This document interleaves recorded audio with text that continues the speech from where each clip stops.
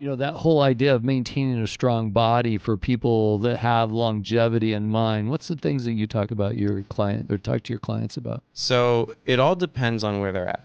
If they have never worked out before and they're starting to lose muscle and they're really worried and they start recognizing their bone mass is decreasing, it's like, oh, I really need to address this now.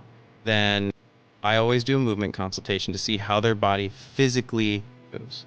We take a look at what we call movement patterns.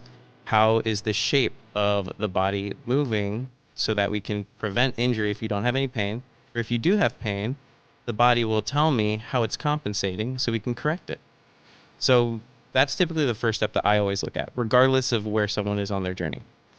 But if someone's losing muscle mass and they're losing bone density and their strength is decreasing, I always start them just on resistance training.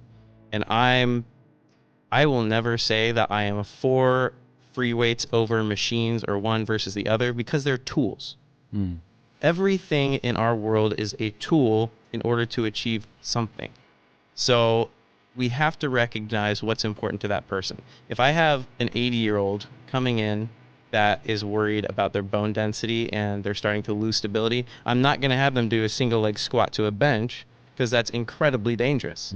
I'm probably going to stick them on a leg press and leg extension and have them do single leg at a time so that they could build up the relative strength.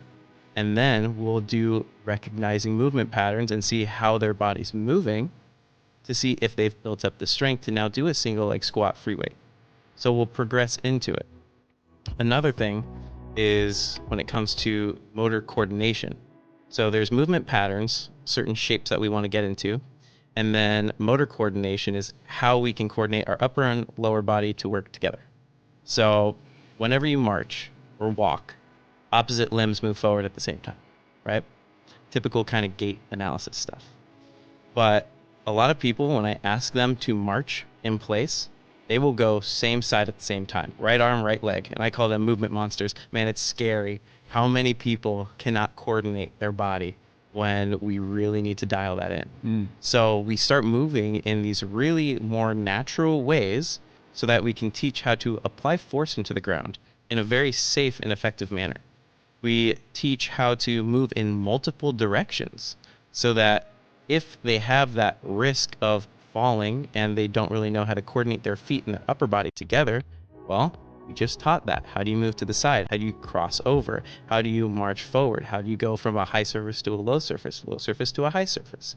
So there's different types of patterns that we can recognize in the everyday world and then train it inside of a weight room.